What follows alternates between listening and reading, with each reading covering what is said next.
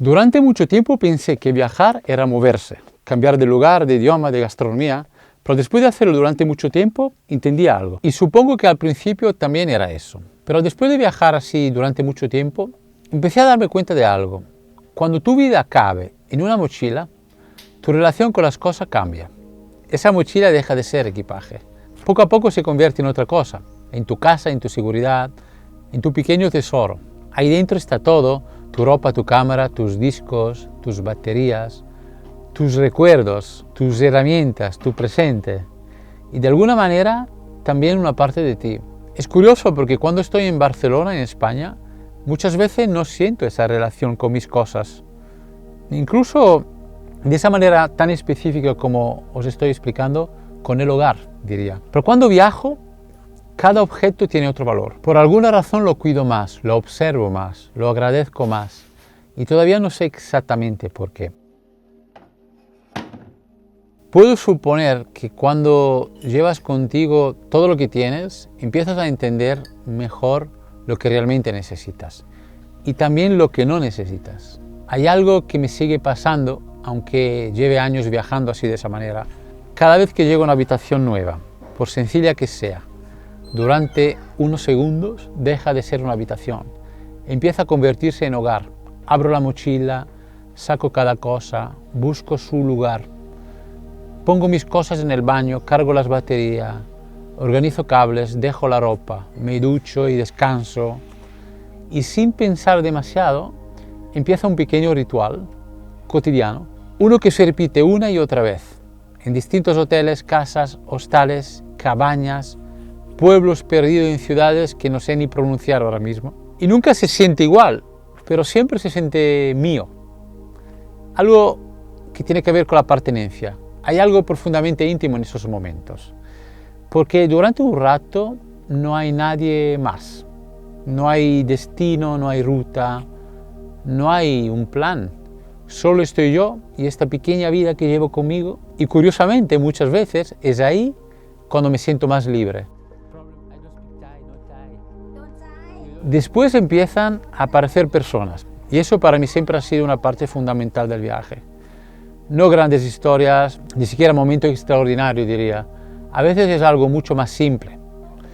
No sé, la mujer que te prepara una sopa en un mercado en Asia, o la persona que te sonríe cada mañana, o alguien con quien compartes una conversación casualmente, inesperadamente, o la familia que te invita a sentarte, la persona que aparece sin buscarla. Y durante unos días pasa a formar parte de tu mundo todo esto. Porque cuando viajas así, sin demasiados planes, las personas que encuentras, de alguna manera, se convierten en tu entorno, en tu vida, en tu rutina, en tu presente. Y aunque sepa que quizá todo eso dure muy poco, muchas veces los vínculos son sorprendentemente sinceros. Después llega otra parte, la que nunca sale demasiado en cámara, además, que es irse, cerrar la mochila, mirar una última vez la habitación, despedirte, arrancar la moto, subir a un autobús y dejarlo todo atrás, otra vez.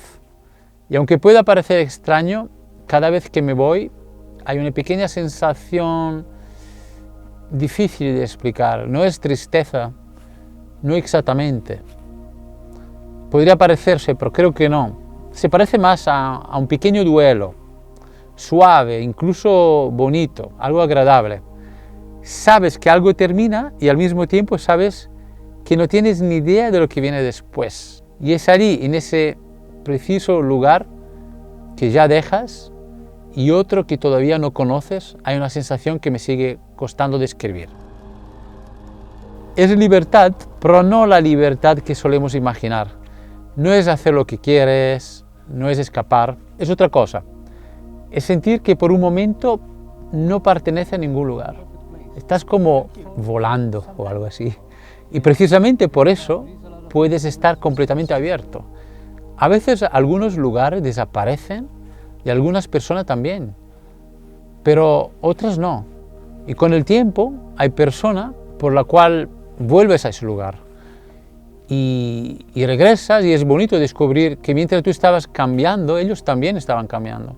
Y de alguna manera, sin haberlo planeado, seguimos acompañándonos, lejos o cerca. Después de tanto tiempo viajando, creo que lo más importante que observo y he aprendido no han sido los lugares ni los paisajes, ni siquiera las rutas.